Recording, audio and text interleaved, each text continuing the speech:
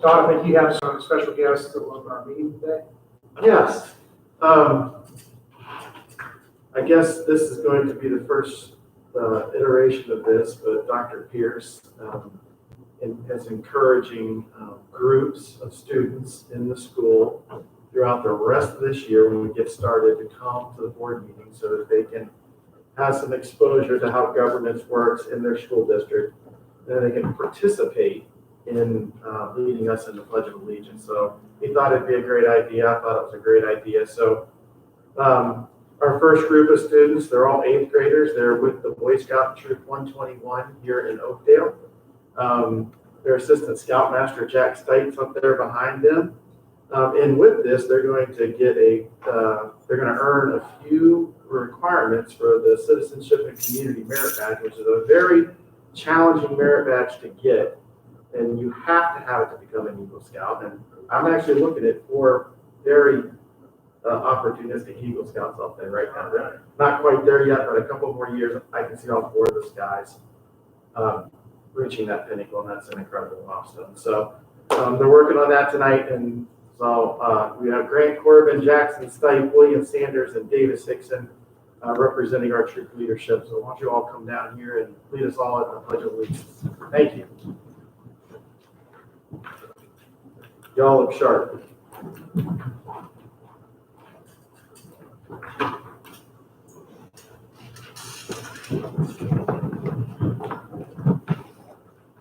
Please join us in the Pledge of Allegiance. Pledge allegiance to the flag of the United States of America and to the republic for which it stands, one nation, under God, indivisible, with liberty and justice for all. Thank you. So if you don't mind, I'd like to get a picture with my scouts because I happen to be the scoutmaster. So come on up here, guys. Let's get a picture real quick. Yeah, let's face this way so we can see the eyes.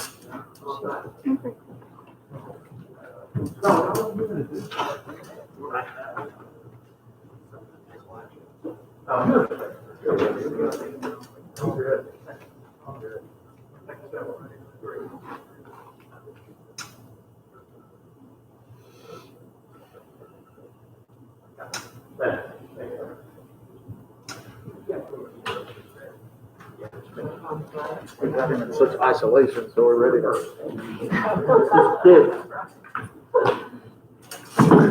Thank you, gentlemen, very much. All right, in keeping with our tradition, let's observe just a moment of silence, if you would, please.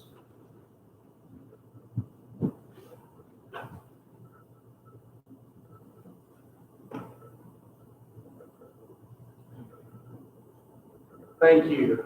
And a new tradition we started a few weeks ago is making sure we're all still learning. So tonight's little bit of instruction comes from Walt Whitman, our famous poet who would have been around, gentlemen, about the time when the Boy Scouts of America were formed in 1910, I believe. Walt Whitman would have been writing just before then. And this comes from his 42nd stanza, a song of myself. Felt a little bit appropriate as we launch into this school year. Next week it says, I tramp a perpetual journey. Come, listen all. Signs are roof-proof coat, good shoes, and a staff cut from the woods. No friend of mine takes his ease in my chair. I have no chair, no philosophy. I lead no man to a dinner table, library exchange. But each man and each woman of you, I lead upon a knoll, my left hand hooking round your waist, my right hand pointing to landscapes, continents, the public road. Not I nor anyone else can travel that road for you. You must travel it yourself. Shoulder your duds, my dear son, and I will mine, and let us hasten forth. Wonderful cities and free nations we shall fetch as we go. If you tire, give me both burdens, and rest the chuff of your hand on my head. And in due time, you shall repay the same service to me. For after we start, we will never lie again. All right. We have a few guests, no strangers, but a few guests. Guests, if you wouldn't mind just waving and saying your name for us. I'll go. Hello, Leslie Fong here with the OSF. Craig Cubic, kindergarten parent. Greg Hippus, kindergarten parent. There you Jack Stein, I'm parent of 3 students. go. Leader of leaders. All right, I think with recognition of our guests, we do have a time reserved for public comment. I don't believe we had any registration for public comment. Dr. Pierce? Then we'll move straight into our superintendent reports and staff reports. Dr. Pierce? I will first give my time and then come back, circle back to my comments. We'll let Mr. Plans go first. He has a family event he has to take care of, so I'll let him go first. So, crosswalk has been a topic of conversation for the last couple of years with our district. And I started to do a little bit of research last month, and I hit some roadblocks. So then I started to focus on some other things.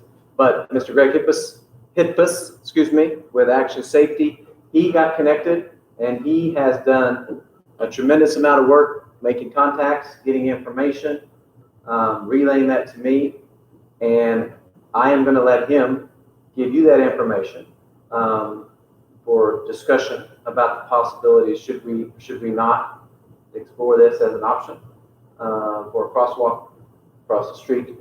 That would be about 60-some kids in the morning and afternoon. That's a bus driver, it's a bus route. It also affects the end of the day in which kids have to go somewhere and wait for that bus. So I'm going to let him tell you what he has discovered and found, and then you can ask him some questions. Greg? You mind Stand, being I at get it the mic? right there. Move the mic up as you need. I made a really generic bullet point sheet. I think you guys have all got that. The gist is, we put a crosswalk across the street. To do it in the time manner that we need for school to start, we're going to need to hire through Oklahoma City PD a crossing guard. With that crossing guard, you do not have to have the ADA, you do not have to have the crosswalk marking, you do not have to have the signage, because it is just a temporary crossing policed by a crossing guard. That's about the 90-day window. So, and speaking with the city, we have to get our side of the street ADA compliant. The city will get the south side of the street ADA compliant. There's some funding, I think it's Safe Urban Schools, what they're tapped into, but it's going to take them about 90 days to do their part. The things that we have to do on our side is we have to provide a site-specific drawing, site plan. We have to put in some, about 30 to 50 feet of curbing and an ADA ring. The drawings, the concrete, the contractor to do the sidewalk, that's all being donated. So everything's donated. The school's portion is the 90 days of having the temporary crossing guard, and that's it. The city, after we get our side ADA complete, they will come in and they will do the pavement markings, the crosswalk, the signage that goes with it. That crosswalk becomes registered with the city of Oklahoma City, and it's their crosswalk. Greg, can you clarify when you say the 90 days with the crosswalk guard? Oh, okay. So it's going to take the city of Oklahoma City 90 days to do their part. And during those 90 days, you're saying that we could hire a Yes, crossing guard with the police department, and within that 90 days, we could be crossing kids. Correct. Correct. So we could do that immediately Correct. First is, if we had a guard. if you have, did you talk to Francine? I did talk to her, and I did not. I did Because I after had your to email. do Oakdale dollars, so I pulled out of that. So after I would contact her and ask, she said that then they would start the process to find someone to do that. So I think there would be a little bit of wait time. I don't think they have people just on a waiting list. Yes, I'll do that. I think they have to find them. The cost was very minimal, but it could be something that we could do if you all thought that was the best plan. When I originally inquired with the city, all crosswalks have to go through a board, and January was the first opportunity that we were going to be able to be presented at the board. We got a hold of the ADA guy from Oklahoma City. Minor tweaks to what we already had out there. There are a few that already, I think we put in the fine art with some ADA crosswalk stuff already. So the proposal is, there's only one small tweak. I wish I'd have blew the map up a little bit more. We're taking them across that board, and then we have to take them across the carpool exit, which that actually is the one that concerns me, the carpool exit not happening. And then I assume we're going to run them back to the west and then go into the traffic circle here. We'll probably run them up into the school. So there might still be some parking lot improvements, putting in a safety zone or something that we would have to do really minimal. Greg, I have another question for you, and again, I'm asking you because you're the one that's talked to a lot of the people.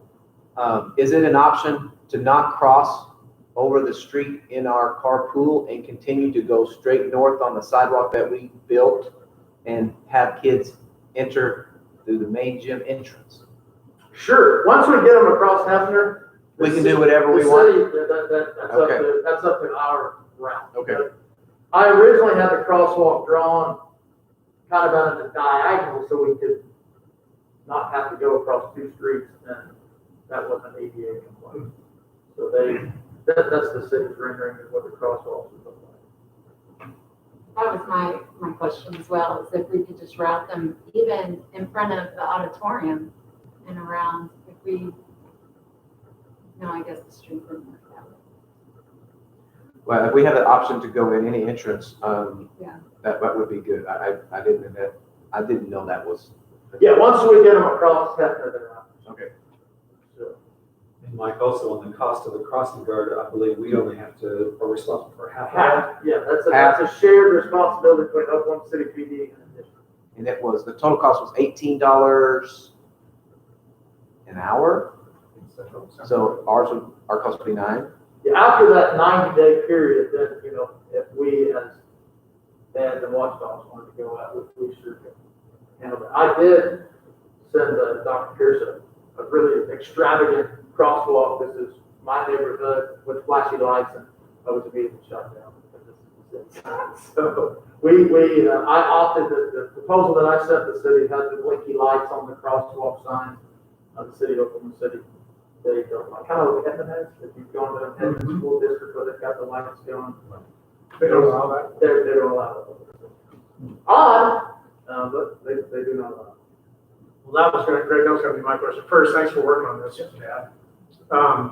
Is there anything else that goes along with it, either reduction, speed limit, placement of, temporary speed humps? Is there anything else that We could do?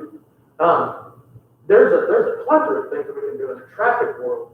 But the city of Oklahoma City, that becomes theirs, and that's their road. So they were really, my idea was, slow down. We play here. We could put something visible in the crosswalk. I'm sure we could still, they do it at the church when they cross on Sundays. We have those signs. We'll bring those out. There's a few things that we're going to provide and ask for forgiveness. The signage plan does have an additional crosswalk ahead sign right about the school zone flash through sign, just keep it right way. Each direction, kind of where the church, there's one there. So there's some additional crosswalk ahead signage, and then the pennant with the arrows pointed down at the crosswalk. And I'll continue to beat the drum until all the signs are, but they have a standard that's basic.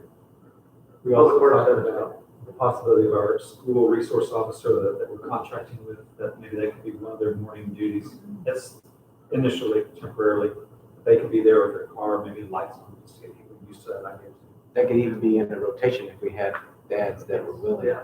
Eventually. So There's some low cost, one of the things that's carrying the targets, you see that in smaller crosswalk where you actually have a flag on each side, the kids just carry the flag across with them as they go and just throw it back in the PVC pipe and say, oh, they're going to steal the flag. Well, eventually you just keep replacing them and everybody in town's got a flag and then it's done. So flags are super cheap, but I've seen that in lots of unmanned crosswalks where the kids just carry, somebody grabs a flag with it for visibility.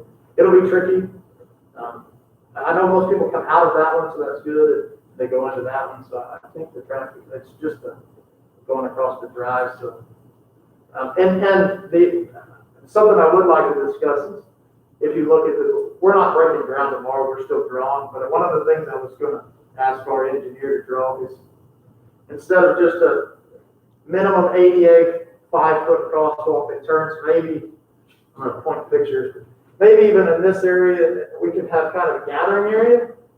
A little bit, so we go to the crosswalk to here, so we gather once across, and then we all go, so that the crosswalk movement isn't one big L. We go to this spot, we stop, we go. Once we get over here, we can do, any of our signage that we want, please stop here, and gather as a group.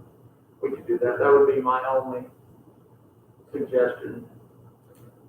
Because that's, if one person's going to man that, just kind of, we could very easily draw in a weatherproof structure there as well for a crossing guard. If that's something that it's your guys' order. We're going to be there with the equipment, so, and all of our construction partners we've reached out to are happy to provide this. It's a good place to put stuff for the company. Thank you.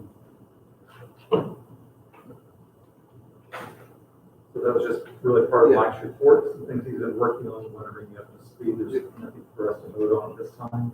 It's not an action item, it was just Okay. discussion, but Okay. I think that at some point we all need to be on the same page of what to do, or if we're going to do it. Yeah, so if you want to communicate to me and Mike directly, separately. Well, and we should go ahead and solicit any first thoughts, because this would be between meetings when we would say go. And this, right? We're trying to hit the first this week. Impressions, thoughts? I think it's a great idea. It will help with getting less kids on bus during this time, which is important. Do you expect a lot of Oakdale Valley students to take advantage of that?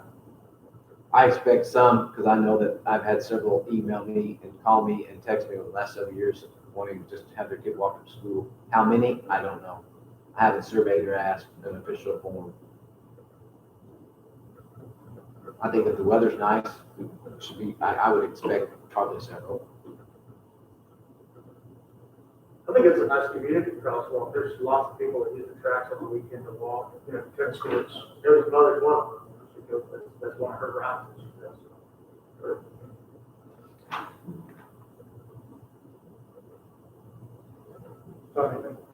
No, I think it's great. I mean, I think if the school wants to do this, it's a good thing to do. It's a good thing to have, whether it's used or not, in my mind. Because Oakdale Valley is a really walkable neighborhood until you try to get to the community school campus, and then it ceases to be a walkable neighborhood. So we spent $500,000 in sidewalks. Let's use them. Well, I guess you all communicate to Dr. Pearson what you want, and then he can let me know. We can go from there. The only thing I see is you guys figuring out, once you're across, there's a gate. There's a gate right, let me get my bearing, right out here, in the fence in front of the Fine Arts Center. I mean, that's on further west down that sidewalk. I mean, which way do you take the traffic from once you get across? Yeah, seems to be the last little factor. Pull some maps out and draw some drawings. I think that'd be a great benefit, is it never got used to just slowing Butler Brothers down. Yes. Coming west on that. Anything that's just in the road and starts to further communicate, you need to not drive through here 60 miles an hour. I think the benefit is if no one ever crosses it. So. Now, I would offer, we have temporary, but we have temporary rumble strips that we put up our flagger station. At the crossing, they could drag one of those out, and even just for the first week or two of school, just to, they literally, they're helpful plastic, you just drag them out, just kind of an auto visual I'd be happy to answer the Matt emails on those, if we have those out. So we can just, like I said, they're kind of standard piece of equipment. I think the first couple of weeks of Clark will go really, really good. After that, so we might not need to think the first couple of weeks. You know, I guess this is another question because just trying to gauge usage, even though we don't know. Is there been less demand for parents to put their students on buses with your survey that you put out? Are you expecting less bus riders because of the environment that we're in, or is it about the same? So according to the second survey that we did, Yeah. I would say it's very close to what we are used to. Okay. Maybe a little less, All right. but usually from my experiences, you take that information, but then when you go actually have a school bus route, let's say who gets on. Right. Okay. We're planning for what we got back in the numbers, and we'll see what happens. Yeah. That was my push with Oklahoma City to get us before January. I said, due to COVID, we were going to try to reduce the bus route. I think, like, leads. So for the constructability wise, I think the plan, I actually thought I was going to have the plan in hand today for you guys. The plan will be drawn within a day or two. We can go straight to Public Works and get it through. The construction is about probably on Saturday. The construction will be done today. With concrete. Well, I mean, I think the board and the superintendent want to know all the people that they're going to do this pro bono. That way that they can be recognized. Yeah, ERC will be the concrete, Chambers, all construction. We kind of did the legwork as the XD. Yeah, we'll get y'all the things like this. Thanks, Greg. Yeah, Thank you, thank Greg. you so much. Very much. Thank you. Bye. Okay, I'll pick up a little bit, then let Ms. Wilhoit and Foster join in the comments. Speaking of enrollment, we looked today, our numbers that we're estimating for August 20th is around 650 district students. Approximately 22 to 25 of those will be virtual students. So we're expecting about 628 jeans and seats. So that's a little bit less than normal. Our class sizes look really good. Across the board, about 17 in the class is the average. The range of that goes from average of about 14 and a quarter. So 14 up to the highest we have is 21 right now in the class. So I think that's a very good spot right now. I would venture to say that is some of the best ratios in the country. Absolutely. Yes, there are people that would love to have those ratios. Yes. The other thing I want to bring your attention, I believe you saw the communication earlier, but we have been allocated part of Governor Stitt's initiative for Learn Anywhere Oklahoma. Oakdale has $10,000 allocated towards our project to offer digital virtual learning. So we have been having lots of webinars and calls with the company in the last couple of days, and Lynette Brown will be taking that project on for us. And she'll be the learning coach, the teacher of record for the group of students, and she will help manage that. It is a curriculum provided. It is not a synchronous Miss Brown teaching every kid that's on the other side of the screen at home. It is, she's managing it. They have their own curriculum. Parents will have to be involved and be actively engaged to help with their students do that. But with that allocation, we're able to do all the core subjects in elementary plus, I believe, health, and there's an art class and a PE class you can do virtually. And then our middle school, it is completely free, and we have the opportunity to use any of the courses in all of their courseware, which was kind of an interesting turn of events on that, because we have had some students in the 8th grade particularly that maybe some kids are ready to take geometry, and this would be another avenue for us to be able to offer some things that we have not been able to maybe offer in the past. So that is still in the works, more communication about that, but it's happening quickly, very quickly, but it's coming along very nicely. And then I think the only other thing we may pick up later in the meeting that we talked about canceling our August 20th work session, but we need to begin looking at some date we might want to change that to, but we can discuss that maybe at a later item if you wish. It's up to you. You know what, let's hit it now so we don't forget. And again, this is for our, what will be the third work session, scheduled originally for the 20th, which is the same day we now start school.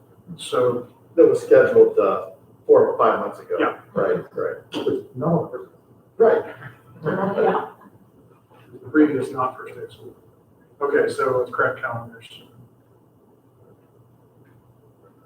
Is it, I'm assuming better for you and the staff to pursue that after we start, instead of trying to get it before? that might be good. Okay, Yes. why don't you leave with a suggestion on your calendar and the sequence?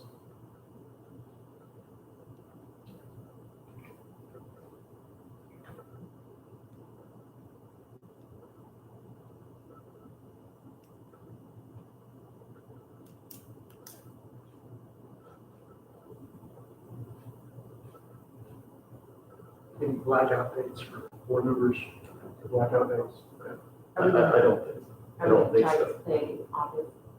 I mean, are we trying to keep it in August? We're gonna push it to I think September? we get to September, not past September, I would think, because we've I got. was also just the first. Because this is really gonna be, I assume, we're really gonna be really bore in on what the meetings were intentionally for. We got silent. We didn't have a chance.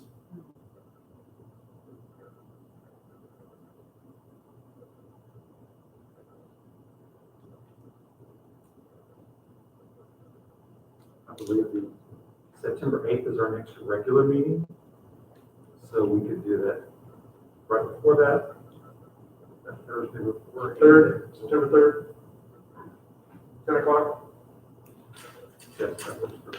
Okay, September 3rd, 10 o'clock. Marlene, you got that for posting purposes? Okay, thank you. Will we be in here or Now down? we may need to be in here. Okay. Right, for the sake of distancing and comfort. The last thing before I turn it over to the ladies would be just to thank Leslie and also our PTC folks. They've been super generous to start the school year, take good care of our teachers and take good care of us and our kids. So thank you. Appreciate it. So, Ms. Wellborn and Ms. Foster, do you have anything to add from elementary or middle school? Hey, one more question about this. Do we, on this meeting on the 3rd, we're not gonna need any outside folks to be notified to come in, correct? I mean, it's just gonna be the board and whoever. Well, we were gonna have some deliverables from, Yes. Dr. Jeff. Yeah, and he started on that, but I haven't heard from him for our week, so. Okay. I mean, do we physically need Ron Fisher here to tell us what? I wouldn't think so. I think we probably. Maybe, LWPD. Maybe you and I can establish what they, give them a new date, September 3rd, and Yes. ask what they, how far along they should have what we asked for. It's true. And we can just We'll go over. run through this. Okay. Good, thanks, Larry. Update from middle school and elementary school. I would say, we have best teachers ever. And they have a lot thrown at them. And they are just magnificent. I mean, today we told them they had to make 2 weeks of pocket plans in case they were incapacitated at any time. And we had to give plan, and they just did it and uploaded it into Google Drive. So I think the teachers are just stellar, and it gives me great hope for how the school year will go, because you have to be so flexible. The teachers are planning for block schedule or family homework, and there's just a lot of planning involved. But they're doing great. So I think thanks to you guys for pushing back this full date, 5 days, because it gave us a lot more time to prepare, and we're really using that time during these PD days. So I guess that's what I have to say. Our teachers have learned so many different programs the past couple of Yes. years. They've learned so many different programs the past few days. We really want to thank the foundation. They have been a huge support for us this year. They have given our teachers classroom money. They have funded numerous programs, online programs, technology. They are really working with us to make this the best year possible. So we're very grateful for that.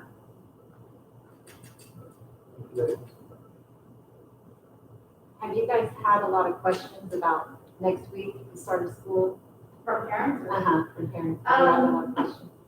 Not too many, no, I think parents are doing really good, just kind of digesting information we sent out. And I think the jumpstart days that we planned for Monday, Tuesday are gonna help a lot. It's gonna help with the first day of school, if parents aren't being able to come into school and kids being able to find their classrooms on the first day. So we're happy that we were able to work those in the schedule. And thank you, Ms. Wilhoit and Ms. Foster, for your leadership on this. Our exceptional teachers are led by exceptional leaders. All right, Dr. Pierce, what else? Yes, Leslie, anything foundation-wise you want to share? I don't necessarily have a ton to share. I did bring a few points. Do you want me to just talk about what we gained last year, what we earned last year? I can do that. For our public. I can do that. Okay.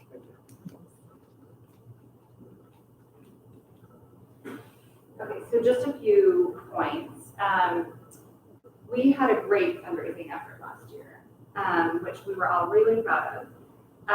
And we earned about a little over $150,000 last year, which is great. And then after expenses, it was around 116. And so last year, we ended up spending or giving, I should say granting the teachers $120,000. It was originally $181, but a lot of that didn't end up getting used because of the situation. So we had a little bit of that roll over into this year, which has been helpful. And as you know, we approved grants this year for $201,000. So really excited about that, really excited about the new programs that we're going to be using in school, and I know the teachers are excited about it too. So we're all equally excited. So far we have not raised any funds this year. We're working on what that's going to look like this year, given everything going on. And parents will start seeing some information going out about a lot of virtual fundraising efforts that we're hoping to plan for. So be looking for that. We're still hoping to have an equally good fundraising year this year, even despite everything going on. So that's it for us. Yeah, thanks. Thanks as always, Leslie. Leadership Foundation, very, very much. Okay, this brings us to agenda item 6, our consent agenda items. We're going to smoke through these efficiently. We'll go to the end on them. Aaron, you talked about that access to minutes from both our regularly scheduled and our special board meeting. Questions, comments, or concerns on those? No. Okay. We'll approve at the end then. Steve, if you would mind it.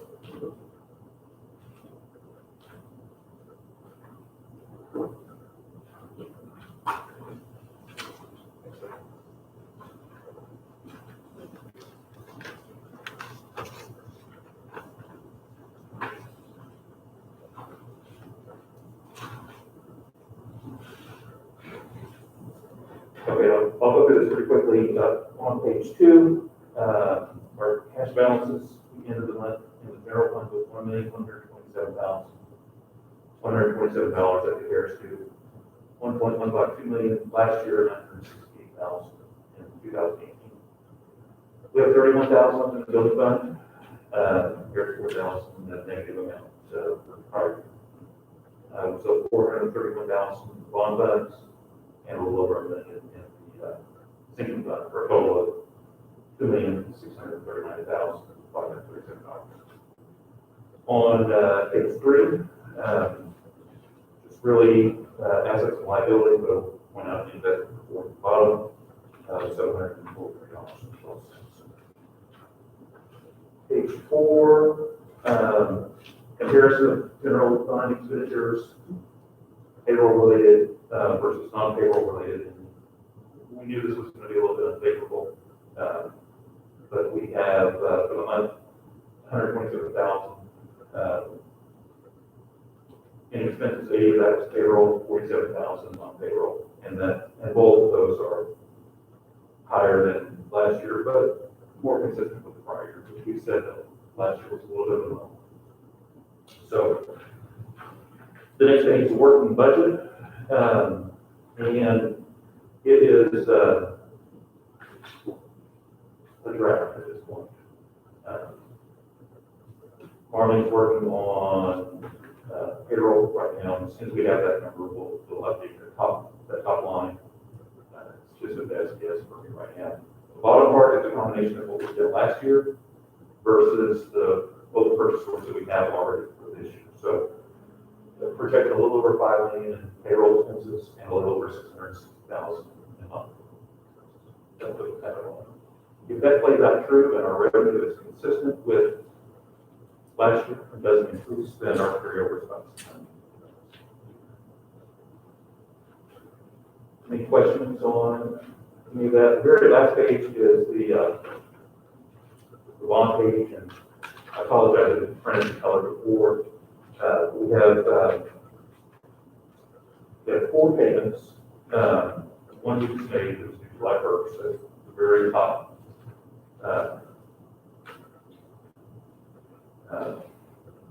Sorry, the very bottom line of the top section. That one retired on July 1st. The very bottom of the second section, that bond will retire in November. And then if you look down on the third bond box, the 1, 2, 3, 4, the 12-1 and the 6-1 payments are due also this fiscal year. And the transportation bond at the very bottom is not technically due this year, but we'll move the money into a holding account during the end of the year to transfer over. Any questions?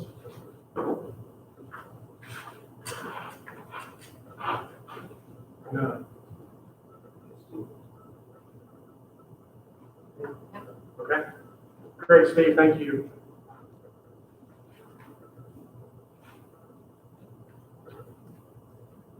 Okay, for declaration 6.5 of excess equipment.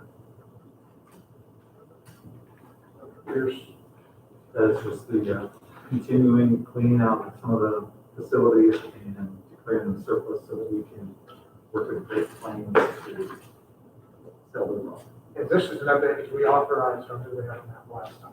So is this? Yes, this is just more stuff.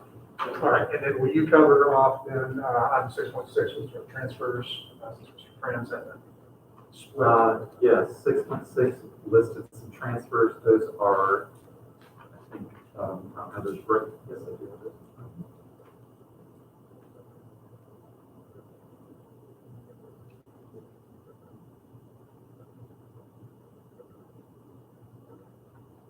There were a couple of new residents we have confirmed that they are at the completion rate on their home building, that we can go ahead and grant the transfer and approve it.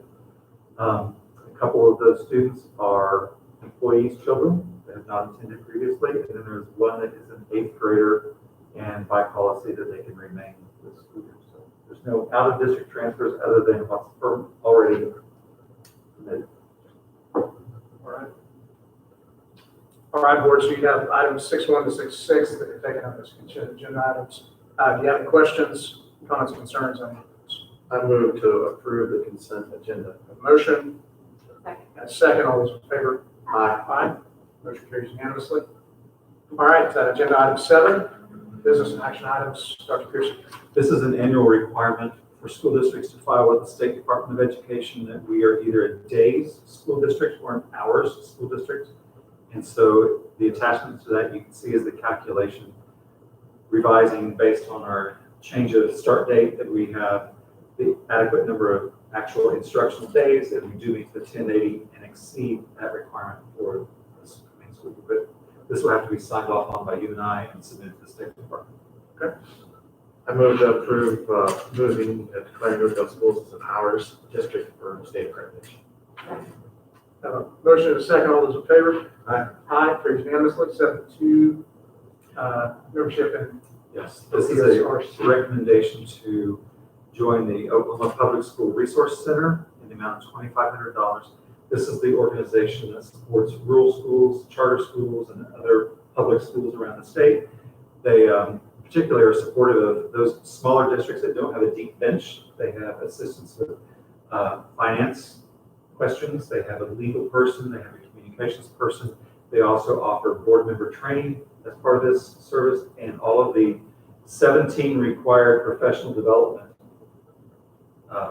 modules that our teachers have to do annually are now done completely online, and they can do those on their own time, or they have some of this extra time we built in, so they don't have to just listen to us deliver that. Many other benefits. They're also the organization that is helping manage the governor's grant for the virtual school. So that also helps with that connection there. We know these folks, and they do very good work. So I recommend that we join because the benefits are certainly there for us. Yeah, I moved to establish membership with the Oakdale Public School Resource Center. We have a motion. All those in favor? Aye. Aye. Motion carried unanimously. And then 7.3 is action on personnel report. Yes, we had one resignation that we want to make you aware of. That's the only thing to put on here for this month. I may have some things next month, but that's too late for this agenda. Okay. And that, just by way of information, so we'll move down to agenda item number 8, please. This agenda item is just to alert you to the first round of board policy revisions from the State School Boards Association. It's all in the notebook. We just got these printed and returned, I think today, got the notebooks. So they're hot off the presses for you to, I can know you're eager to get home and read through these policies. But that's where we will start, maybe just a first read through, and then we'll have to go back through. I need to have some time to go through the tab and make some notes, as well as but they've done a very good, thorough job of updating our board policy to make it legal and to be compliant with all the things that we would need to have. So there's no action. I just wanted to inform you about that. And it's a future meeting. We might want to do some sort of first round reading, get your feedback. We might want to do a second round before we approve. Right. The things that we've already approved, I think, at our last month's meeting were the things that were necessary to start the school year. So we're good. I think we need to get rolling on this the next month or two. Yeah, I think what I'd like to see us do for board for discussion here is we had a couple of particular items that prompted the relic, the CAF here. And I definitely think it would behoove us to go back and spend some time, we can all read it, but spend some time to make sure that we've adequately addressed what those particular matters were. Bullying comes to mind, a couple of others, again, that prompted a much needed refresh on this. So perhaps if you wouldn't mind, Dr. Pierce, making as an agenda item for our next meeting, just take the 2 or 3 top ones, and let's make sure that we may go an old school, puritanical, read it out loud, and just make sure that we're comfortable with what it sounds like and what that we could make. That'd be a suggestion. It's good. Okay. So do we need to determine those 2 or 3? Yes. Okay. Thank you.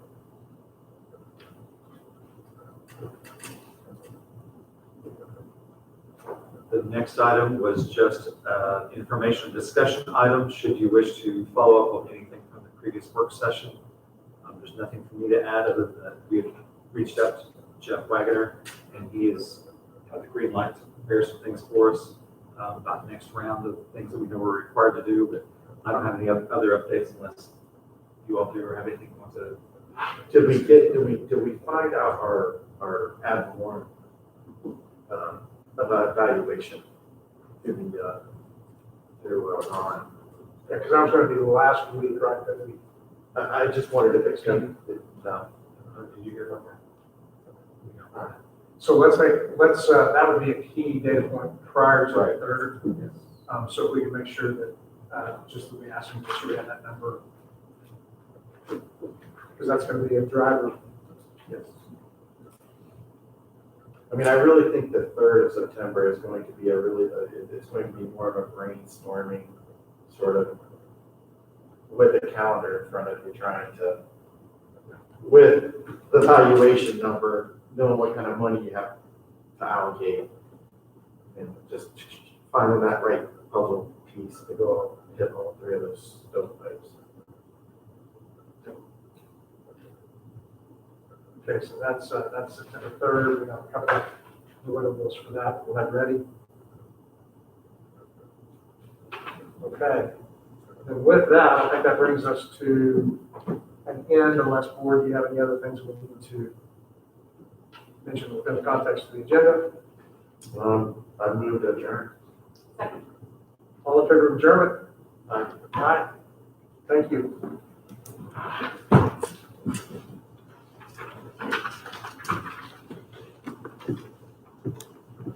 Just recommend it.